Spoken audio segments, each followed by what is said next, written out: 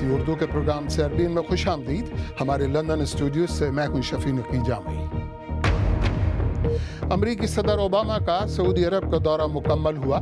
کیا باہمی کشیدگی کا ازالہ ہوا؟ معاملات طے پائے یا نہیں؟ پاکستانی فوج نے اپنے 11 اعلیٰ افسران کو بدعنوان قرار دیا، برطرف کر دیا۔ اتنی بڑی برطرفی کا کیا یہ پہلا واقعہ ہے؟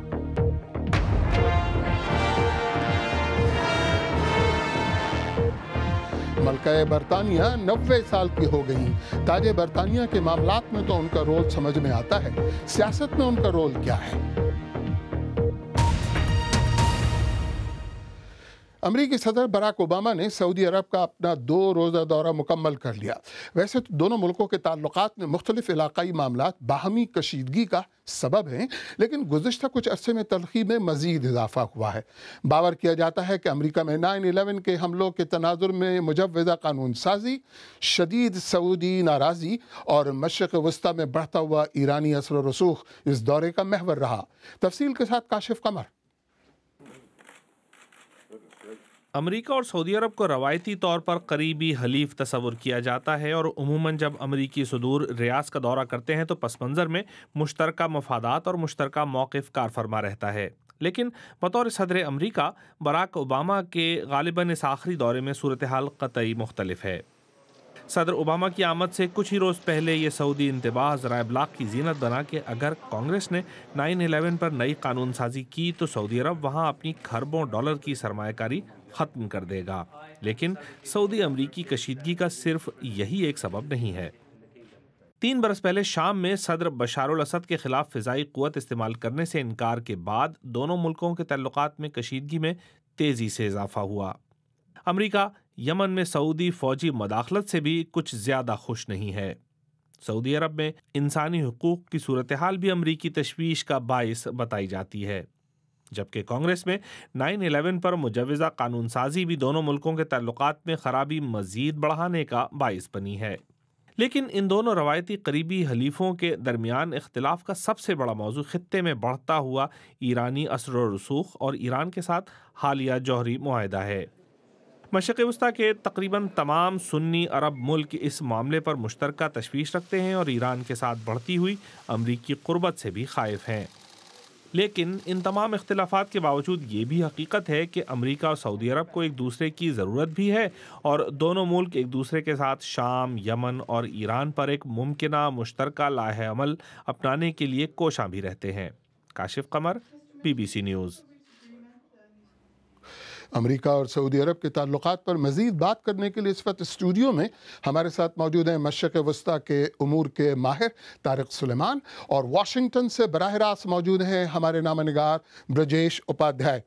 برجیش، صدر اوباما کا سعودی عرب کا دورہ مکمل ہو گیا۔ واشنگٹن میں یہ دورہ کیسے دیکھا جا رہا ہے؟ مقصد حاصل ہوا؟ کامیابی حاصل ہوئی؟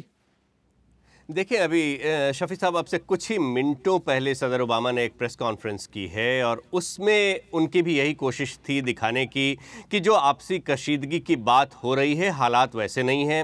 عرب ممالک اور امریکہ کے بیچ کئی معاملوں پر اچھا خاصا اتفاق ہے، ایک مثبت پیش رفت ہوئی ہے۔ پچھلے سال جب ان کی ملاقات ہوئی تھی، اس کے بعد سے خاص طور پر سیریا، لیبیا اور عراق کے مد نظر اور ISIL کے خلاف کارروائی کی بات کرتے ہوئے انہوں نے یہ کہا کہ اختلافات جو ابھی بھی ہے وہ ایران کو لے کر بنا ہوا ہے، اور اس کی ایک بڑی وجہ انہوں نے کہا صدر اوباما نے وہ یہ ہے کہ عرب ممالکوں میں ان GCC کے جو ممبر ہیں ان کو یہ لگتا ہے کہ ایران کو جو اہمیت دی گئی ہے اس کی وجہ سے وہ اور بولڈ ہوگا، جس طرح کی اکسانے والی کارروائی وہ پہلے کرتا رہا ہے اس کے لیے۔ اور ایک چلتے چلتے انہوں نے ایک بیان یہ بھی کہا کہ اگر یہ ممالک طویل المدتی سیکیورٹی اور استحکام کی بات کرتے ہیں تو انہیں نوجوانوں کی بھی سننی ہوگی اور انسانی حقوق کا بھی خیال رکھنا ہوگا۔ اور واشنگٹن میں یہی لگ رہا ہے کہ اس دورے سے جو حالات ابھی ہیں ان میں کوئی خاص تبدیلی نہیں ہونے جا رہی، اور خاص طور سے اوباما کے وائٹ ہاؤس میں رہتے رہتے کچھ خاص بدلاؤ ہم نہیں دیکھنے جا رہے۔ طارق سلیمان صاحب، امریکہ نے ایران کے ساتھ جوہری معاہدہ کیا ہے، عرب ممالک کو اس پر تشویش ہے۔ دوسری جانب سیکریٹری دفاع کارٹر کا کہنا ہے کہ وہ خطے میں ایران کی غیر مستحکم کرنے والی سرگرمیوں کے خلاف فوجی کارروائیوں کے لیے مدد طلب کریں گے۔ کیا یہ متضاد پالیسی نہیں ہے؟ اصل میں اگر دیکھا جائے تو اس میں کوئی تضاد نہیں ہے. اگر ہم یہ دیکھیں کہ امریکہ کا جو انٹرسٹ ہے جو بہت تیزی سے تبدیل ہو رہا ہے اس علاقے میں، اس کو اور ان سے متضاد انٹرسٹ جو خلیجی ممالک کا ہے ان کو مد نظر رکھتے ہوئے خلیجی ممالک کو کچھ ایشورنسز دینے کے لیے اس طریقے کے بیانات ہیں. کیونکہ اس میں سے جو چیز نکلی ہے، کل جو کارٹر صاحب نے کہا کہ جی ہم جوائنٹ پیٹرول کریں گے اور اگر ان کی کوئی آرمامنٹس پکڑی جاتی ہیں ہم شپس کو وہاں تک ہوتی ریبل تک نہیں پہنچنے دیں گے، تو یہ کوئی کنکریٹ سٹیپ نہیں ہے. وہ اس اعتبار سے ہمیں یہ نہیں لگتا. ایران کو اس بات کی شاید پوری طرح سمجھ ہے کہ یہ ان کو صرف تسلی دینے کے لیے ہو رہی ہے. ٹھیک. اچھا برجیش، حال ہی میں سعودی عرب نے 9/11 کے بارے میں قانون سازی کے بارے میں امریکہ کو واضح لفظوں میں خبردار کیا ہے، تو اس بل کی ضرورت کیوں پیش آئی ہے؟ کیا دیکھیں، جب 11 ستمبر کے حملے کے بعد سے ہی امریکہ میں بہت لوگوں کی ایک سوچ رہی ہے کہ کیا اس میں سعودی عرب کا کسی طرح کا ہاتھ تھا، کیا ہم نے غلط دشمن پہ حملہ کیا، خاص طور پر صدام حسین اور افغانستان کے حوالے سے یہ بات اٹھتی رہی ہے. اور اس کے بعد جب 9/11 کمیشن کی رپورٹ آئی، اس میں 28 پنے ایسے ہیں جو سعودی عرب سے متعلق ہیں اور ان کو سیل بند رکھا گیا ہے، اور انہیں کبھی بھی کچھ سینیٹرز ہیں جو اس کے لیے دباؤ ڈال رہے ہیں کہ اسے پبلک کیا جائے. اور اس کے بعد کئی امریکیوں نے کوشش کی عدالت میں جا کر سعودی عرب کے خلاف مقدمہ دائر کرنے کی، لیکن امریکی قانون اس کی اجازت نہیں دیتا ہے. تو اب دونوں پارٹیاں یعنی ریپبلکن اور ڈیموکریٹس دونوں ہی کی طرف سے یہ بل سامنے آیا ہے کہ امریکی شہریوں کو اس کی اجازت ہو، لیکن کہ وہ اگر چاہیں تو مقدمہ دائر کر سکے. لیکن ظاہر ہے صدر اوباما اس کے بالکل خلاف ہیں، اور بل بہت پاپولر ہے کیونکہ انہیں معلوم ہے کہ 9/11 ایک بہت ہی سینسیٹیو سا معاملہ ہے، اور خاص کر جب نیو یارک کے پرائمری الیکشن ہو رہے تھے تو وہاں یہ بڑا ایک موضوع بنا ہوا تھا، اور سبھی جو امیدوار ہیں صدارتی ریس میں وہ بھی پوری طرح سے اس بل کے ساتھ نظر آ رہے تھے. برجیش اپادھیائے، بہت بہت شکریہ. طارق سلیمان صاحب، سعودی عرب اور امریکہ کے اگر آپ دیکھیں تو روایتی طور پر تعلقات بہت اچھے رہے ہیں. کیا یہ کہنا درست ہوگا کہ اوباما کا دور کشیدگی کا دور لے کر آیا؟ میرے خیال میں ہم کچھ مبالغہ آرائی سے کام لے رہے ہیں. اس کا اگر پس منظر دیکھیں تو سعودی عربیہ نے یا خلیجی ممالک نے ہمیشہ سے امریکن انٹرسٹ جو تھے، نیشنل انٹرسٹ اس علاقے کے، اس کے اندر اپنے انٹرسٹ کو ڈیفائن کیا تھا. اب امریکہ کے وہ انٹرسٹ چینج ہو گئے ہیں. امریکہ کے لیے تیل پہ اتنا انحصار باقی نہیں رہا، اس لیے یہ خطہ اتنا اہم نہیں ہے ان کے لیے. اب ان کی اب تک یہ پالیسی رہی ہے جس کے ساتھ یہ انٹرسٹ کو کوئنسائڈ کرتے تھے کہ امریکہ ہمیشہ سے اپنے ایڈورسریز پہ اپنے الائز کو فوقیت دیتا رہا ہے. اب اوباما کی نئی اسٹریٹجی یہ ہے کہ اس کی بجائے، کیونکہ یہ خطہ اتنا اہم نہیں ہے، اس میں انٹروین کرنے کی ضرورت نہیں ہے، تو بجائے اس کے کہ ایران کو بھی ہم ایک لیجیٹیمیٹ اسٹیک ہولڈر کے طور پہ استعمال کریں اور اس کو نیبرہڈ کے اندر ڈفرینٹ فوٹنگز پہ دیکھا جائے. اچھا، اگر سعودی عرب کے ساتھ امریکہ کے تعلقات بہت دیرینہ ہیں جبکہ ایران کے ساتھ ان کا ابھی آغاز ہوا ہے، تو دونوں ممالک کے ساتھ امریکہ ایک ساتھ کیسے روابط رکھ سکتا ہے؟ ایک نیام میں دو تلواریں. اصل میں اس کی اگر ہم بیک گراؤنڈ دیکھیں، جس طرح 9/11 کے کانٹیکسٹ میں بات ہو رہی ہے، جس طریقے سے بات ہو رہی ہے کہ ان کے پہلے روایتی طور پہ تعلقات اچھے تھے، بات یہ ہے کہ امریکہ کی ایڈمنسٹریشن اب اس طریقے سے دیکھ رہی ہے کہ سعودی عربیہ خود پرابلم کا ایک حصہ ہے بجائے اس کے کہ اس کا سلوشن ہو. اگر مڈل ایسٹ میں، کیونکہ اگر آپ نے دیکھا کہ 2002 میں سب سے پہلی تنقید اوباما نے بش پہ یہ کی تھی کہ اگر آپ اٹیک کرنے جا رہے ہو، اگر آپ اس کے اندر جا رہے ہو تو آپ کو کوشش کرنی ہوگی کہ آپ کے الائز جو ہیں وہ ہیومن رائٹس کی وائلیشنز نہ کریں. تو اس کو اس طریقے سے کیا جائے کہ آیا سعودی عربیہ ہمارے ساتھ آ سکتا ہے کہ نہیں، اب اس پہ یہ سارا ڈیپینڈ کرتا ہے. طارق سلیمان صاحب، بہت بہت شکریہ. اور اب بعض دیگر موضوعات پر نظر. میکسیکو کی جنوب مشرقی ریاست ویراکروز کے ساحلی شہر کواتزاکوالکوس میں تیل صاف کرنے کے کارخانے میں دھماکے سے کم از کم 13 افراد ہلاک اور 100 سے زیادہ زخمی ہوئے ہیں. یہ دھماکہ میکسیکو کی سرکاری کمپنی پے میکس کے کارخانے میں ہوا. دھماکے کے بعد متاثرہ علاقے سے سینکڑوں افراد کو محفوظ مقامات پر منتقل کیا گیا ہے. دھماکے کی وجہ ابھی معلوم نہیں. اب تک کا سب سے بڑا امدادی قافلہ شام کے باغیوں کے زیر قبضہ شہر ارستان پہنچ گیا ہے۔ 65 ٹرک ارستان اور اس کے ارد گرد کے علاقے میں 1,20,000 افراد کو خوراک اور ادویات فراہم کر رہے ہیں۔ امدادی سامان کا انتظام ریڈ کراس اور سیرین ریڈ کریسنٹ کر رہے ہیں۔ جاپان کے ٹرانسپورٹ کے حکام نے متسوبیشی کے دوسرے بڑے پلانٹ پر چھاپا مارا ہے۔ یہ پلانٹ کمپنی کا مینوفیکچرنگ اور تحقیقی مرکز ہے۔ متسوبیشی نے کل یہ تسلیم کیا تھا کہ اس نے 6 لاکھ گاڑیوں کے اعداد و شمار میں جان بوجھ کر تبدیلیاں کی تھیں تاکہ ان کے مائلیج کی شرح بہتر دکھائی جا سکے۔ BBC اردو کے پروگرام سربین میں آگے چل کر دیکھیے گا، پاکستانی فوج نے اپنے 11 اعلیٰ افسران کو بدعنوان قرار دیا، برطرف کر دیا۔ اس کا اثر کہاں کہاں ہو سکتا ہے؟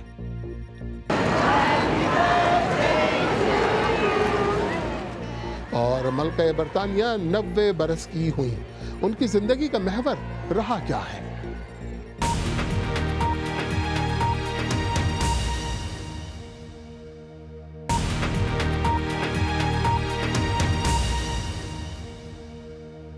BBC اردو کے پروگرام سیربین میں ایک بار پھر خوش آمدید۔ پاکستانی فوجی قیادت نے 11 اعلیٰ افسران کو بدعنوانی کے الزام میں نوکریوں سے برطرف کر دیا ہے۔ نوکری سے برخاست کیے جانے والے تمام افسران کا تعلق فرنٹیئر کور بلوچستان سے بتایا گیا ہے۔ فوجی ذرائع کی جانب سے تاحال برطرف کیے گئے افسران پر عائد الزامات کی تفصیل فراہم نہیں کی گئی۔ اس موضوع پر بات کرنے کے لیے اس وقت اسلام آباد سے ہمارے ساتھ براہ راست موجود ہیں BBC پاکستان کے ایڈیٹر ہارون رشید۔ ہارون رشید، کیا پاکستانی فوج میں بدعنوانی پر اس قسم کے احتساب اور اعلیٰ افسران کی برطرفی، کیا یہ اپنی نوعیت کا پہلا واقعہ ہے؟ شفیع، اس سے پہلے بھی اکا دکا واقعات سامنے آتے رہے ہیں۔ اگر آپ کو یاد ہو، پاکستان بحریہ کے ایڈمرل منصور کا واقعہ کافی یاد ہے لوگوں کو۔ اس کے علاوہ NLC کا ایک سکینڈل تھا جس میں 2 جنرلوں کو سزائیں ہوئی تھیں۔ پھر لاہور میں جو ریلوے کی اراضی ہے اس کے ایک معاملے پر سپریم کورٹ نے 3 جرنیلوں کو نوٹسز جاری کیے تھے، اس پر کوئی اقدام نہیں ہو سکا تھا۔ لیکن اس مرتبہ جو یہ سزائیں ہوئی ہیں غیر معمولی ہیں، اور اس کی 2 وجوہات ہیں۔ ایک تو یہ کہ پہلی مرتبہ اتنی بڑی تعداد میں اور تمام اعلیٰ رینک کے افسران کو سزائیں ہوئی ہیں، اور دوسری بڑی تبدیلی یہ دیکھی جا رہی ہے کہ فوج نے کھل کر اس کا اظہار کیا ہے۔ تو سوال یہی لوگ پوچھ رہے ہیں کہ کیا یہ فوج کی اس پالیسی میں تبدیلی ہے جو اس طرح کے احتسابی عمل کو اندر ہی رکھتی تھی اور باہر نہیں لے کے آتی تھی، کہ اس سے مورال فوجیوں کا متاثر ہوگا یا ان پر ان کی ساکھ پر اثر ہوگا؟ تو وہ تبدیلی دیکھی جا رہی ہے۔ تو ہارون رشید، ذرا صورتحال پر غور کریں۔ ملک میں جو اس وقت ماحول ہے اور احتساب کی پکار ہے، تو کیا اس اقدام کا کہیں اور بڑے پیمانے پر یا دیگر پیمانے پر اثر ہوگا؟ دیکھیں، دباؤ تو کافی آیا ہے سیاستدانوں اور خصوصاً جو حکومت ہے، حکمراں جماعت ہے مسلم لیگ نواز پر، چونکہ وزیر اعظم کا نام کافی آ رہا ہے اور ان کے جو بچے ہیں ان کے آف شور کمپنیوں کے نام جب سے پاناما پیپرز لیکس ہوئے تھے اس کے بعد سے، تو ابھی تک تو بظاہر کچھ اثر نظر نہیں آ رہا، کیونکہ اتنے عرصے تک بحث ہوتی رہی ہے۔ ابھی تک نہ اس پاناما پیپرز کی لیکس کی تحقیقات کے لیے کمیشن بن سکا ہے اور نہ اس کے TORs پر حکومت اور حزب اختلاف اتفاق کر سکی ہے۔ لیکن اب تک جو سب سے بڑا سوال لوگ یہی پوچھ رہے ہیں کہ اگر کوئی تبدیلی اس میں آنی ہے تو جو نیب کے اختیارات ہیں اس کو کتنا مؤثر بنانا ہے، یا ٹیکس چوروں سے کیسے نمٹنا ہے، ملک سے پیسہ باہر لے جانے کے لیے میکنزم بہتر بنانے کی ضرورت ہے یا نہیں ہے، قانون میں سختی لانی چاہیے یا نہیں چاہیے، اس پر کوئی بحث نہیں ہو رہی، جس کی وجہ سے کوئی زیادہ امید اس کے ساتھ جوڑی نہیں جا رہی۔ اسلام آباد سے ہارون رشید، بہت بہت شکریہ۔ آئیے دیکھتے ہیں کہ ہماری ویب سائٹ bbcurdu.com پر آپ کن خبروں میں دلچسپی لے رہے ہیں۔ کیا سلمان بٹ کو انگلینڈ کا ویزا مل جائے گا؟ یہ آرٹیکل کافی پڑھا جا رہا ہے۔ برطانیہ میں ایک منصوبہ جس کے تحت غیر ملکی مالکان جائیداد کے لیے اپنے نام خفیہ رکھنا مشکل ہو جائے گا، یہ خبر بھی آپ بہت پڑھ رہے ہیں۔ ملکہ برطانیہ کی 90 برس کے ہونے کی تقریبات برطانیہ سمیت پوری دنیا میں منائی جا رہی ہیں۔ ملکہ کو اقتدار میں رہتے ہوئے 64 سال کا عرصہ گزر چکا ہے۔ انہوں نے اپنے دور میں 12 وزرائے اعظم دیکھے اور کئی تنازعوں اور جنگوں کا دور دیکھا۔ وہ تاریخی لحاظ سے دنیا کی سب سے طویل العمر ملکہ ہیں۔ ان کی زندگی کے کچھ دلچسپ پہلوؤں پر غضنفر حیدر نے نظر ڈالی ہے۔ ملکہ برطانیہ برطانوی پارلیمنٹ کا تاج ہیں. برطانوی وزیر ان کے نام پر کام کرتے ہیں اور ہر برطانوی قانون بھی انہی کے نام پر بنایا جاتا ہے. لیکن اس سب کے باوجود ملکہ برطانیہ کے پاس کوئی عملی انتظامی اختیارات نہیں ہیں.